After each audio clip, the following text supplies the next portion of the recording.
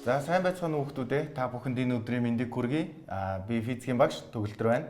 За сайн байцгаана уу? Би биологи багш Д.Чинзориг байна. За хичээлийг эхлэхээс өмнө Д.Чинзориг багшаа би танаас нэг асуулт асууя. Та яагаад нүдний шил зүүдэг юм бэ? Миний хувьд болохоор тэр хол байгаа зүйлсийг нүдний шилээ ингээ авахаар ерөөсө харддаггүй. Нүдний шилээ зүүгээд ингээ харуул арай тод харддаг. Тэгэхээр та хол байгаа зүйлсийг бүдэг хардаг гэсэн үг юм байна, тийм үү? Би таны нүдний шилний линзийг ямар линзээр хийснийг мэдчихлээ. Манай физик дээр үүнийг бас судалдаг байгаа. Тэгвэл биологийн шинжилгээ ухаанаар нүдний харах процессыг бас судалдаг. Тэгэхээр өнөөдөр хоёулаа энэ сэдвээр хүүхдүүдэд хичээл заая. За тэгье. Бид нэр ер нь юмыг яаж хардаг юм бол? Бид нар бол юмыг бол хол ойр байгааг нь харна. Бас тухайн зүйлийг бол тод бүдэг байгааг нь бас харна. За зарим зүйлийг бол бид нэр өнгөтэй харна, зарим зүйлийг бол бас өнгөгүй харна. Гэхдээ бид нар яг энэ бүхнийг ярихаас өмнө нүднийхээ ерөнхий бүтцийг сэргээн саны өмнөх ангиуд үзсэнчлэн. За хүүхдүүдээ бүгдээрээ слайд руу анхаараарай. Энд бол нүдний ерөнхий гадна харагдах байдлыг харуулсан байна. Түүнээс гадна нүдний хөндлөө огтлоор дотоод үтсийг нэлээд сайн харуулсан байна. Ингээд бүгдээрээ нүдний бүтцийн хамгийн дээр байгаа сормосыг харъя. За сормос бол нүдийг хамгаалах үүрэгтэй ийм чухал бүтц байгаа. За дараагийн бүтцийг харъя. Нүдний цагаан гэж нэрлэдэг энгийн хүмүүс. Энэ бол нүдний уургадлаг бүрхүүл байгаа. Тэгтэл тэр бүтцийг маань ерөнхий хөндлөө огтл дээр бас энэ цагаан маань энд харагдаж байгаа адилхан бүтцүүд шүү гэдгийг харуулж байгаа. За цаашаа үргэлжлүүлээ харуул нүдний дунд байгаа суланган бүрхүүл харагдж байна. За мөн нүдний суланган бүрхүүл энэ хэсэгт ингээд бас давхар харагдж байна. Тэгэхээр бид нэр урдаас болон хөндлөө огтл дээр хаана нэгдгээр бүтцүүд харагдж байгаа байдгийг та бүхэн зэрэг харуулж байгаа. За солонгон бүрхүүлийн дунд байгаа тэр жижиг зай байгаа. Тэрийг бол хүүхэн хараа гэж нэрлэдэг. Хүүхэн хараа томорч идэгч эндээс яг нүд рүү орох гэрлийг үндсэндээ тохируулж өгөх үүрэгтэй. За ингээд дараагийн бүтц рүү анхаарлаа. Нүд маань үндсэндээ 3 бүрхүүлээс тогтдог. Хамгийн гадналын бүрхүүл бол саяны үзүүлсэн уургадлаг бүрхүүл. За уургадлаг бүрхүүлийг яг нүдний урд хэсгийг бид нар эвэрлэг бүрхүүл гэж ярьдаг. Уургадлаг бүрхүүлээ яг дотор талаар дараагийн бүрхүүл харагдана. Энэ бол судалцлаг бүрхүүл байгаа. За судалцлаг бүрхүүлийн доод талаар дараагийн бүрхүүл харагдана. Энэ бол торлог бүрхүүл байгаа. Ингээд нүд маань 3 давхраатай. За одоо өөр нэг чухал бүтэц бол яг хүүхэн харааны ард болор гэдэг чухал бүтэц байгаа. Энэ бол өнөөдрийн манай хичээлтэй холбоотой гол сэдвийн маань чухал бүтэц байгаа. За дараагийн бүтцийг анхааралтай. Тэгэхээр болор маань өөрөө хөдлөх чадвартай. Энэ чадварыг бий болгодог сормослог биеийн бүтцийг дээд доод хэсэгт нь холбоосны зүгт хамт харуулсан байна. За дараагийн бүтц рүү анхааръя. За тэгэхээр нүдний хамгийн дотор давхар торлог бүрхүүл яг болрын эгц цус ард байгаа харааны толб байгаа. Энэ дээр бидний гэрэлтэй зүг орж ирсэн дүрсийг хүлээж авдаг чухал эсүүд маань байрлаж байдаг. Эдгээрийг бол фоторецепторууд гэж нэрлэдэг. Эдгээрээс орж ирсэн мэдээлэл маань цаашаа харааны мэдрэлээр дамжиж тархинд очиж боловсруулагддаг байна. За ингээд өөр нэг нэмэлт үтс нүдэн дээр юу байгаа вэ гэхээр нүдний эргэн тойрон нийт 6 нүд хөдөлгөгч булчин байгаа. За ингээд бүгдээрээ Төгөлдөр чиний асуултанд би хариулъя. Сайн нүдний бүтцээ тайлбарлаа. Одоо хол болон ойрын зүйлийг яаж харддгийг ерөнхий нүдний бүтц дээр ямар байдгийг тайлбарлая. Хэрэв тухайн зүйлийг ойр байгаа гэж үзье. За энд бол болрын байр шилгүүл болор маань ерөнхийдөө ийм бөөрөнхий гүдгэр байж идэг. За энэ хоёрын зай харьцан ойрхон байгаа гэсэн үг. Дараагийн бит маань харьцан энэ битийг болоход хол байгаа тохиолдолд болрын хэлбэр маань хавтгаарч өгдөг байгаа. За тэгээ саяны бүтцтэй холбоо тайлбарлал дээр доор нь юм холбоосууд байдаг. Тэгээ нүдний ерөнхий бүтцийн диаграммуудыг аль алин дээр нь гаргая. За уртлаараа яг нөгөө бусад бүтцүүд маань ерөнхийд нь харагддаг юм аа. За ойрын зүйлийг харахаар энэ маань болор дээрээ тусаад ерөнхийдөө харааны толб дээр тусаад дүрс харагдана. холын зүйлийг харж байгаад болдоор харьцангуй гүдгэр байгаа. Тэр маань бас харааны толгой дээр тусаар нүд яг тэр зүйлийг харж чаддаг. За би таны ярьсан зүйлийг ерөнхийд нь ойлголоо. Та сая энд болор гэж хэллээ тийм үү нүдний. За энэ болор маань бидний физикийн хичээл дээр линз гэдэгтэй илүү ойрхон ижилхэн юм байна. Тийм болохоор линзийг ашиглаж би танд яагаад хүн холын зүйлийг харахад болор нь ийм хэлбэртэй болдог, ойрын зүйлийг харахад болор нь ийм хэлбэртэй болдгийг тайлбарлаж өгнө. За ангийн тулд би танд эхлээд туршилт хийж үзүүлье. За туршилтаа хийхин тулд бид нар гэрлээ унтраах хэрэгтэй байгаа. Яагаад гэвэл линзэн дээр гэрэл хугарж байгааг харуулах хэрэгтэй байгаа. За туршилтаа хийхээс өмнө туршилтанд ашиглах линзүүдэд тайлбарлая. За надад 2 линз байгаа. За эдгээр 2 линзийг та ажиглаарай Чинзориг багшаа. За энэ 2 линзийн энэ нь илүү гүдгэр, за энэ нь илүү нэмгэн линз байна. За энэ нь аль нь таны зурсан нүдний болрын зурагтай ижилхэн юм? Энэ линз бол энэ болрыг хэлбэрт арай дөхөж очиж байна. Чиний цаатлын гарт барьж байгаа линз бол доотлын нүдний линзний болрын хэлбэрт арай дөхөж очиж байна. За энэ 2 төрлийн линз байна. За энэ 2 төрлийн линзэнд хэрхэн гэрэл хугарж байгааг үзүүлэхийн тулд багш нь гэрлээ унтраа. За гэрлээ унтрааж байгаад хэрхэн хугарж байгааг ажиглаж харцгаая. За туршилтаа эхлээд илүү өргөн линзэн дээрээс эхлэе. За туршилтыг үзүүлэхийн тулд би эндээс ийм параллел цэцэргүүдийг гэрлийн параллел цэцэргүүдийг тусгая. За параллел цэцэргүүдийн замд өргөн линзээ байрлуулъя. За тэгвэл гэрэл хэрхэн хугарж байгааг та ажиглаарай. За ингээ харах юм бол параллел цэцэргүүд энэ өргөн линзээр нэвтэрч өнгөрснийхаа дараа нэг цэгт уулзж байна. За уулзж байгаа цэгийг нь би дээр нь тэмдэглэе. За эхний линз учраас би F1 гэж тэмдэглэе.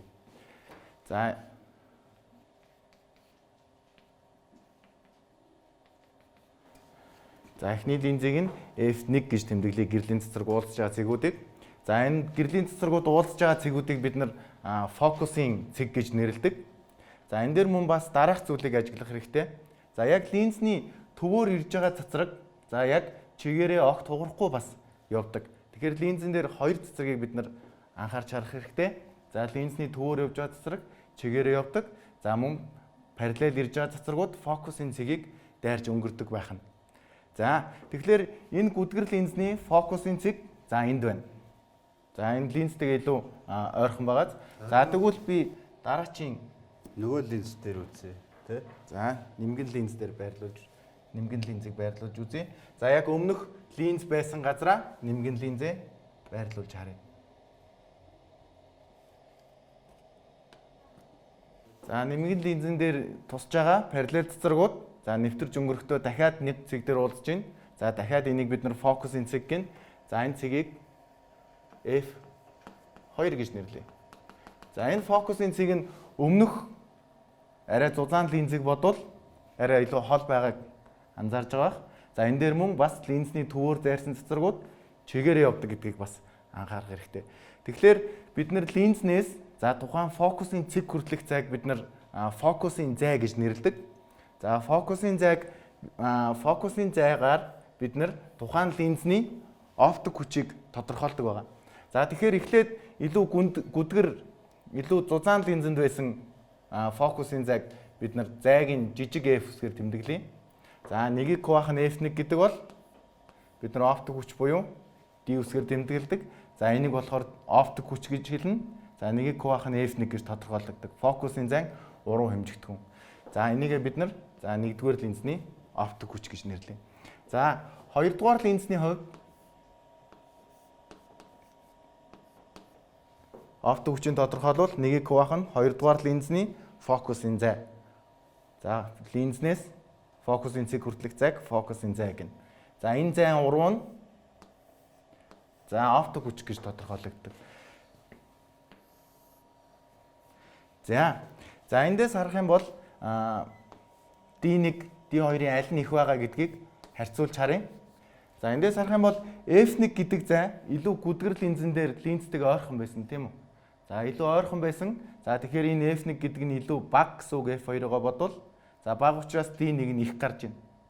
За харин F2 буюу хоёрдугаар линзний фокусын зайг олвол арай их байна. Өмнөхтэйгээр харьцуулахад арай их тоог нэгийг их тоон хуваахаар арай бага гарна. За тэгэхээр D2-ийн D2 нь арай бага, D1 нь арай их байна. За энэ хоёрыг харьцуулбал D1-ийнх нь оптик хүч нь их, D2-ийн оптик хүч нь бага гэсэн үг. Юу хэлж яах гэхээр илүү өргөн зузаан линз маань илүү их оптик хүчтэй. За нэмгэн линз маань оптик хүч нь бага. Оптик хүч гэдэг нь юуг илэрхийлэх вэ гэхээр тухайн линз маань гэрлийн цацрагийг хэрхэн сайн хугаалж чадах вэ гэдгийг илэрхийлдэг.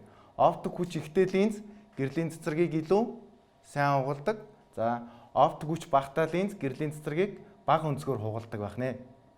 За бид нар энэ туршилтан дээрээс за фокусын зай, за линзний оптик хүч, за фокусын цэг гэсэн ойлголтуудыг мэдж авлаа. За тэгвэл таны нүдний зурсан загварыг тайлбарлахын тулд гэрлээ асаагаад хэдүүлээ хичээлээ үргэлжлүүлцгээе. За таны зурсан нүдний бүтцийг загварчлая.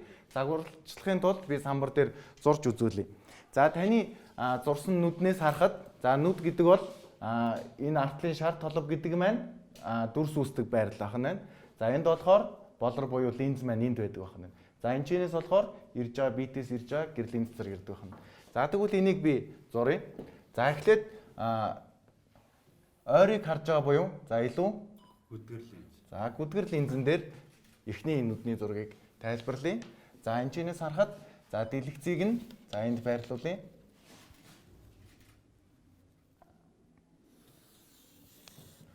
За тэгэхээр энийг бид нар линз гэж үзье. За энийг дэлгэцгээе. За энэ линзэнд за дүрсийг байгуулахын тулд яах ёстой вэ гэхээр за бид нарт эхлээд ямар ч байсан гол оптик тэнхлэг байх хэрэгтэй. За энэ ч нүдэнд илүү ойрхон байгаа. За ямар нэгэн битийг бид нар харах гэж байгаа гэх. Битийг за энэ нүдтэй илүү ойрхон байгаа гэж үзээд энд зурцгаая. За энэ түрүүний дуршлан дээрээс харснаар за энэ линзэнд дүрс байгуулахын тулд яасан бэ гэхээр линзний төвийг дайрсан цэцрэг чигээр явдгийг бид нар харсан. За тэгвэл линзний төвийг дайрсан эхлээд нэг цэцрэг зурж үзье. За линзний төвийг дайрсан цэцрэгийг зурх юм бол за бид нар ингэж байгуулах хэрэгтэй болно. За линзний төвийг дайрсан цэцрэг за ингэж явах нь. За дараа нь түрүүний туршилтан дээрээс харсан 2 дугаар цэцрэг за параллел цэцрэг яасан бэ гэхээр фокусын цэгийг дайрж исэн. За 2 дугаар цэцрэгийг зуръя. За 2 дугаар цэцрэгийг зурвал за энд ирээд за линзэн дээр ирснийхаа дараа яах вэ гэхээр фокусын цэгийг дайрж явах хэрэгтэй. Фокусын цэгийг дайраад дэлгэцээр яг энэ линзний төвийг дайрсан цэцрэг болон за фокусын цэгийг дайрсан цэцрэгүүд уулзч байж за яг энэ битийн оройн цэгээс гарч байгаа энэ цэгийг дэлгэцээр байгуулах хэрэгтэй байдаг. За тэгвэл фокусын цэгийг дайрсан цэцрэг яаж явах хэрэгтэй вэ гэхээр за энэ дээр дүрс нь үүсэж байгааны тулд за ингэж явах хэрэгтэй болж байна. За тэгэхээр энэ зурган дээрээс харах юм бол фокусын цэг энэ линзний фокусын цэг за энд байх хэрэгтэйг харж байна. Энэ зүйлсэн цэг маань зурган дээр орчих юм тий. За тийм. За одоо тэгвэл 2 дугаар тохиолдлыг нь ярилцъя. Илүү хол байгаа зүйлийг харах үед за линз маань ямар байх ёстой, ямар хэлбэртэй байх вэ гэдгийг зуръя. За тэрний тулд за дахиад яг энэ өмнөх нүдний болор байгаа буюу за линз байгаа газрыг за ингээд илүү нэмгэн линзээр зуръя. За дэлгэц мөн яг байралтай байгаа. Учир нь нүдний бүтцийн хувьд линз болон артлын дэлгэц хоёрын хоорондох зай огт өөрчлөгдөхгүй.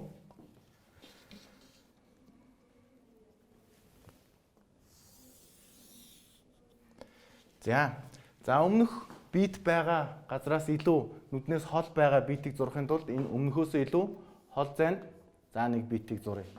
За өмнөхтэйгөө адилхан өндөртөө зуръя. За энд нэг бит байгаа. За тэгэхээр түрүүний бас туршилтан дээр харсан линзний төвийг дайрсан цэцрэг чигээр явдаг байсан. За тэгэхээр яг оройн цэгээс гарч байгаа битийн хувьд за цэцрийг байгуулъя. Цэцрийг байгуулах юм бол линзний төвийг дайрсан цэцрэг за энд ирж тусах нь байна. За мөн параллел цэцрэг линз рүү ирснийхаа дараа фокусын цэгийг дайрах хэрэгтэй байдаг. За жоохон туршлагч. За линзэн дээр ирээд фокусын цэгийг дайрж за энэ төвийг дайрсан цацрагтаа уулзаж байж за энэ цэгийн дүрс энд үүсэх ёстой байгаа. За тэгэхээр фокусын цэгийг дайрсан цацрагийг За байгуулъя. За байгуулах юм бол за энд маань цэгүүд маань уулзаж за энэ ч фокусын цэг гарах нь гэсэн үг. За туршилтан дээрээс харах юм бол энд байгаа фокусын цэг илүү бага байна. Фокусын цэг илүү бага байна гэдэг нь юу гэсэн үг вэ гэхээр F1 нь бага үед оптик хүч нь их. Оптик хүч нь их линз маань илүү гүдгэр линз байсан. Тэгэхээр энэ линз маань илүү гүдгэр байх нь. Ойрын зүйлийг харахын тулд илүү гүдгэр линз ашигладаг нь харагдаж байна. За эндээс харах юм бол хол байгаа зүйлийг харахад за фокусын цэг линзнээс илүү өмнөхтэй харьцуулахад хол байна. За тэгэхээр хол байгаа зүйлийг харахын тулд линз маань илүү нэмгэн болдог. Фокусын зай нь их. Фокусын зай нь их гэдэг маань оптик хүч нь бага. За оптик хүч нь бага учраас энэ линз илүү гүдгэр нь багасаж илүү нэмгэн болдог байна. За тэгвэл Д.Чинзориг багшаа би танаас асуух бас хэд хэдэн асуулт байна. За яагаад тэгэхээр за бид нар зөвхөн энэ нэг цэгийн дүрсийг энд байгуулсан. За хэрвээ бид нар дараачийн цэгийн дүрсийг байгуулах юм бол мөн яг энэний зэрэгэлдээ байгуулагдана.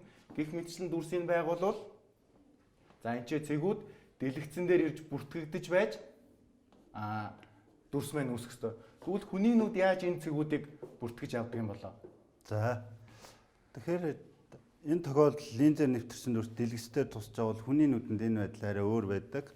За болор яг ардталтай харалт нүдний турлаг давхраан дээр яг одоо тэдгээр цэг бүрийг бүртгэж авдаг тусгай эсүүд байдаг. За энэ эсүүд үндсэн хоёр эс байдаг л да. Савханцар, лонхонцар. Ялангуяа өдрийн цагт өнгөтэй зүйлийг харж байгаа нөхцөлд энд бол лонхонцар эсүүдийн нэлээд их бөөгнөр л байдаг. Энд бол 1 мм квадратад 150 мянга орчим лонхонцар эс байдаг. Тэгэхээр энэ эсүүд маань бүртгэж авдаг юм аа. За ойлголоо. Тэгвэл савханцар, лонхонцар эсүүд байдаг байна тийм үү? За тэгвэл линзээр ялангуяа ийм гүдгэр линзээр бид нар физикийн хувьд дүрс байгуулахад дүрс нь уруу харж үүсэж байна. Тэгвэл бид нар юмыг уруу хардггүй шүү дээ. Яагаад тэгдэм бол? Тэгэхээр яг зүйтэй. Тэгэхээр нүд ч гэсэн ялгаагүй болроор дамжаа зүйл маань болор маань линз гэсэн үг. Яг одоо бидний нүдэнд байгаа. Тэгэхээр линзээр маань дүрс дамжихтаа нүдэн дээр бол яг уруу байдлаараа тусна. За нүд бол энийг бидний түрүүн гэсэн одоо энэ лонхоцор эсүүд маань бүртгэж аваа. За ингээд энэ бүртгэж аваад цахилгаан импульс үүсгээд эндээс харааны мэдрэлээр дамжаад явна. За хоёр нүднээс очиж байгаа мэдрэлийн импульсыг харааны ялангуяа их тархины бор гадар гэж байдаг. Энэний бор ард дагсны хэсэгт энийг бол бүртгэж авдаг байгаа. За баруун талын нүдний бүртгэсэн мэдээллийг дагсны хэсгийн зүүн хэсэг бүртгэж авдаг. Зүүн тал харсан нүдний бүх мэдээллийг баруун хэсэг нь бүртгэж авдаг байгаа. Тэгэхээр нүдэн дээр бол яг чиний хэлсэнчлэн уруу дүрс ялчгүй буун. Гэхдээ тархит эдгээр бүртгэж авсан мэдээллийг боловсруулад нэгтгэхдээ зөв дүрс болгож хардаг. Нэгсэндээ нүдэн дээр уруу дүрс бууж байгаа ч гэсэн тархит тэрийг зөв болгоод нэгтгэж авдаг. Тэгэхээр бид нар яг нүдэрээ хардаггүй тархиараа хардаг гэсэн үг. Тэгэхээр нүдэрээ гэрлийн цэцэргийг бүртгээд тархиараа боловсруулж хардаг гэсэн үг байна. За ойлголоо. За тэгвэл дараачийн бас нэг асуулт байна. За бид нар физикийн хувьд за альва линзтэй ойрхон байгаа дүрсийг байгуулахдаа яаж ийм гэхээр илүү гүдгэр оптик хүч ихтэй линзийг ашиглаж байна. За илүү хол байгаа дүрсийг байгуулахдаа дэлгэцэнд байгуулахдаа яасан бэ гэхээр оптик хүч багтаа нэмгэн линзийг ашиглаж байна. Тэгвэл би энд хоёр линз ашиглаж дүрсийг байгуулж чадлаа. Тэгвэл хүний нүд ганцхан линзтэй байж яагаад хол ойрыг ялгаж харж чадчихаа бол? Тий. За тэгвэл болор гэдэг ганцхан линз бол хүний нүдэнд байгаа. Тэгэхээр энэ бол чиний одоо сая байгуулалтан дээр үзүүлсэн энэ хоёр линзийн үүргийг хоёулангийн гүйцэтгэж чадна. Тэгэхээр нүд маань өөрийг нь тойрсон 6 булчин байдаг. Нүд хөдлөгдөг булчингууд гэж байхаас гадна энэ болрыг хөдлөгдөг булчин гэж байдаг. За тэгэхээр энэ нэг холбоосууд байгаа. За холбоосуудыг яг дээр доор байралтай сормослог бие гэж бүтэж байдаг. Сормослог бие гэдэг. Тэгэхээр энэ булчин хэрв агшсан тохиолдолд энэ болрыг татчихсан энэ холбоосууд бас сулардаг. Сулрах үед яг татагдсан болор маань холбоо сулрахаар гүдэж ийм хэлбэртэй болдог. Эсрэг тохиолдолд бид нар холын зүйлийг харахаар энэ хоёр булчин маань сормослог биеийн булчингууд маань сулардаг. Тэгэхээр энэ холбоосууд маань татагддаг. Инхээр болрыг хоёр тишээ татаад гүдийлгдэг байна шүү дээ. Тэгэхээр бид нар ойрын ямиг ингээд хараад байвал энэ булчингууд байнгын юм агшсан байдалтай байгаа. Хэрэв энэ агшсан байдал удаан хадгалагдвал альбаа биед гэрэл тусгаад гэрлээ уграл чи түрүү хэлсэн тийм ээ. Гүтгэр линзний хувьд фокусын за ойрхон тусч байгаа учраас гэрлээ уграл өндөр байгаа учраас аливаа зүйлийн дурс наад тусаад иддэг. Тэгэхээр энийг бид нар юу гэж ярьдаг вэ гэхээр ойрын зүйлийг сайн харж байгаа учраас энэ тохиол линзний хэлбэр юм гүдгэр осон тохиолдол бид нар холын аргалан гэж ярьдаг. Холын зүйлийг харж чадахгүй. Зөвхөн ойрын зүйлийг илүү сайн харна гэсэн. За эсрэг тохиолдол яг уу гэхээр холын зүйлийг хараа ойрын зүйлийг одоо харахгүй байгаад байсан тохиол удаан хугацаанд ингэж явбал холын зүйл маань ирж гэрэл хугарахтаа яг торлогийг дайхгүй торлогийн гадна ирж тусаад байдаг. Энэ тохиолдол холын зүйлийг сайн хардаг, ойрын зүйлийг бага хардаг болдог. За энэ тохиолдолд энийг юу гэж нэрлэдэг вэ гэхээр ойрын харлаган гэж нэрлэдэг.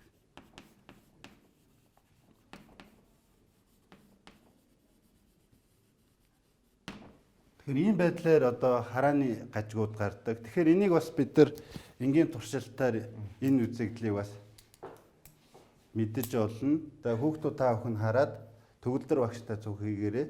За балаа яг урдаа барьж байгаад зөвхөн балыг хараарай. За тэр тохиолдолд арын зүйлүүд чамд ямар харагдаж байна? За бүдгэн харагдаж байна. За тэгвэл арын зүйлүүд дээр илүү анхаарлаа хандуулахад яг чиний өмнө барьж байгаа балчин яг яаж харагдаж байна? Бал илүү бүдгэн харагдаж байна. За энэ үзэгдлийг бол нүдний аккомодац үзэгдэл гэж нэрлэдэг. Тэгэхээр аккомодац үзэгдлийг саяны түрүүн багш нь энэ сормослог бие гэж нэрлэдэг. Одоо болрын бүтцийг өөрчилдөг булчингууд дээр тайлбарсан байгаа. Хүүхдүүд та бүхэн энэ үзэгдэл хэвээ өгчөөл нүдний фокуслох үйл ажиллагаа хийвэн байгаа гэсэн. За тэгвэл би таны тайлбарсан нүдний загвар болон нүдний хараа хэрхэн мууддаг, яагаад мууддгийг таны тайлбарсан зүйлээс ойлголоо. За тэгвэл Д.Чинзориг багшийн тайлбарсныг туршилтаар хийж үзцгээе хүүхдүүдээ. Энд ч дэлгэцийг байрлуулсан. Дэлгэц буюу нүдний чар толб гэсэн үг. За энэ проектороор бид нүд рүү ирж байгаа гэрлийн цэцрийг үзүүлж байгаа. За эндээс харах юм бол за дэлгэцэн дээр энэ модны дүрс дээшээ харсан байна. За ирж байгаа дүрс дээшээ харсан. За тэгэхээр нүдний болор буюу линзийг бид за энэ линзээр дүрсэлж үзүүлье. За замд нь дэлгэцний замд линзийг байрлуулъя. За тэр үед дүрсийг харах юм бол дүрс нь уруу харсан байна. За түрүүний самбар дээр тайлбарласан уруу харсан дүрс үүсэж ирэх гэсэн үг. За тэгэхээр хүний ойрын хараа муудахаар яадаг вэ гэхээр за Чинзоригчийн хэлсэнчлэн дүрс маань за энэ дэлгэцнийхаа хойтолд үүсээд идэг. За тэгээ хойтолд үүснээс болоод ойрын хараа муудаад дэлгэцэн дээр ийм бүдэг дүрс үүсдэг. За тэгэхээр за дэлгэцэн дээр ийм бүдэг дүрс үүссэн тохиолдолд бид нар энийг хэрхэн сайжруулах вэ гэхээр за бид нар нүдний шил эсвэл линзийг нүднийхээ урталт зүүх хэрэгтэй болдог. За тэгэхээр зүүж байгаа нүдний шилийг үзүүлэхийн тулд за бид нар дахиад энийг бид нар нүдний болор буюу нүдний линз гэж үзсэн. За энэ ч бид нар нэмэлт линзийг урталтанд байрлуулж за энэ хараа хэрхэн засагдж байгааг анзаар шаарцгаая. За энэ ч линзийг байрлуулах үед за бүдгэн байсан дүрс за илүү тодорж байгааг бид нар харах болно. За тэгэхээр одоо дүрс яахаа гэхээр яг дэлгэцэн дээр буюу нүдний шар толбон дээр ирж үүсэж байна гэсэн үг юм. За харин хүний холын хараа муудах үед яадаг вэ гэхээр за энэ дэлгэцэн дээр тод дүрс энд үүсэх байсан бол за дүрс маань илүү урд үүсдэг тийм үү? Тэгэхээр Д.Чинзориг багш хэлснээр урд үүсдэг. За тэгэхээр энд үүсэж ийн гэсэн юм. За ингээ холын хараа муудсан хүн. За холын хараа муудсан хүний харааг засахын тулд бид нар хасах шил зүүдэг. За хасах шил гэдэг маань юуг хэлж байгаа гэхээр нүдний урд байрлуулсан линз маань за түрүүний бидний ярьжсэн линзнээс ялгаатай хотгор линзийг байрлуулах хэрэгтэй. За тэгэхээр хотгор буюу сарниулагч линзийг байрлуулснаар за нүдний урд байрлуулснаар хараа маань засардаг гэсэн үг юм аа. За За үүнийг бас мөн дахиад илүү дэлгэрэнгүйгээр самбар дээр нэг туршилтаар тайлбарлаж үзүүлье. За үүний тулд бид нар дахиад хоёр линзыг ашиглана. За энэ ч болохоор гүдгэр линз, за энэ ч хотгор линз. Хотгор линз маань ийм линзийг хотгор гэж хэлдэг. За гэрлийн унтраагаад дахиад нэг туршилт хийж үзүүлье. За тэгээд Д.Чинзориг багш таны зурсан нүдний бүтц дээр тайлбарлая. За хоёулаа энийг нүдний болор буюу линз гэж үзье. За тэгэхээр энэ линзийг байрлуулахаар за цуглар цацрагууд маань энд цугларж байна. Фокусын зайд ойрхон наанд. Тийм фокусын зайд илүү ойрхон цугларж байна. Тэгэхээр холын хараа илүү ойрын хараа муудах байна. Энэ болохоор холын зүйлийг муу харж байгаа, ойрын зүйлийг илүү сайн харж байгаа. За тэгвэл холын харааг засахын тулд хүмүүс хасах шил буюу за ийм хотгор линзийг зүүдэг. За хотгор линзийг урталт нь байрлуулах үед за хэрхэн нүдний шар толгой дээр дүрс үүсэж байгааг анзаарч харж болж байна. Тэгэхээр хасах шил зүүжиж сайжруулдаг байна. Тэгэхээр та болохоор бас шил зүүдэг тийм үү? Та болохоор холын зүйлийг муу хардаг гэж хэлсэн. Тэгэхээр ийм шил зүүснээр таны харааг сайжруулж юм гэсэн үг. За гэрлээ хасаагаад хичээлээ үргэлжлүүлцгээе. За тэгэхээр та холын зүйлийг муу хардаг гэж хэлсэн тийм үү? Тэгэхээр таны нүдний шил засахын тулд таны нүдний харааг засахын тулд хасах шил зүүдэг юм байна. Тэгэхээр та шил зүүхэд хэцүү байдаг уу? За нүдний шил зүүгээд дахин тийм ч одоо хүн болгоны хүсэх зүйл биш. Дэлхий дээр 7 тэрбум хүн байлаа гэхэд 2 тэрбум хүн бол ямар нэг хэмжээгээр харааны хүнд болон хөнгөн хэлбэр эмхтэй байдаг. Энэ нь болохоор одоо харааны гажиг гэдэг бол баг хүн болгоны анхаарах ёстой тийм зүйлүүдийн нэг байдаг. За орчин үед интернетийн хэрэглээ ихсэнтэй, ухаалаг хүчнийг хэрэглээд ихсэнтэй холбоотойгоор бид нар зурагт одоо ухаалаг хүчнээс маш их мэдээлэл авч байна. За байгаль дээр бол бид нарыг хол ойрын зүйлийг ялах гээд хол ойроос хамаарат фокуслах зайн бид хоёр ялгаатай байдаг харсан. За энэ ялгаа маань хол ойрын зүйлийг тархит харж ялах гээд маш чухал ач холбогдол. Тэгтэл дэлгэцэн дээр байгаа дүрсүүд маань нэг хавтгай дээр байдаг. Тэгээд тэр маань нүдэн дээр тусахдаа яг нэг хавтгай дээр тус фокусын зайн яг ижилхэн байдаг. Энэ үед тархит тэрийг боловсруулахдаа өмнөх туршлагаараа уул бол ард нь байгаа юм чинь хол байж таараа, наан одоо гэр байгаа юм чинь наан байгаа байж таараа гэж зохиож айгүй хардаг. Ийм учраас бид нар дэлгэц зовлон гар утсан нэг хавтгай дүрслэлийг байнга тийг зохиож харсны улмаас айгүй их нүдний ядрал үүсдэг. Тэгэхээр энэ бүхнээс сэргийлэхийн тулд хүүхдүүд аавах нь өнөөдрийн хичээлтэй холбоотой ялангуяа нүдний аккомодац үзэгдлийг, фокуслох үзэгдлийг сайжруулахын тулд хол ойрын эмийг маш сайн харж байгаараа за мөн нүд төөрөө 6 булчин байгаа эдгээр булчингийн үйл ажиллагааг сайжруулахын тулд дээшээ доошоо баруун зүүн тишээ бас харж нүдээ байнга ажиллуулж явах ёстой шүү. Ингээд нүдээ хамгаалаарай. За өнөөдрийн хичээлд нүдний талаар дэлгэрэнгүй тайлбарлаж өгсөн Д.Чинзориг багштай баярлалаа. За өнөөдрийн хичээлийн түрээд өндөрлөө. Анхаарал тавьсанд баярлалаа.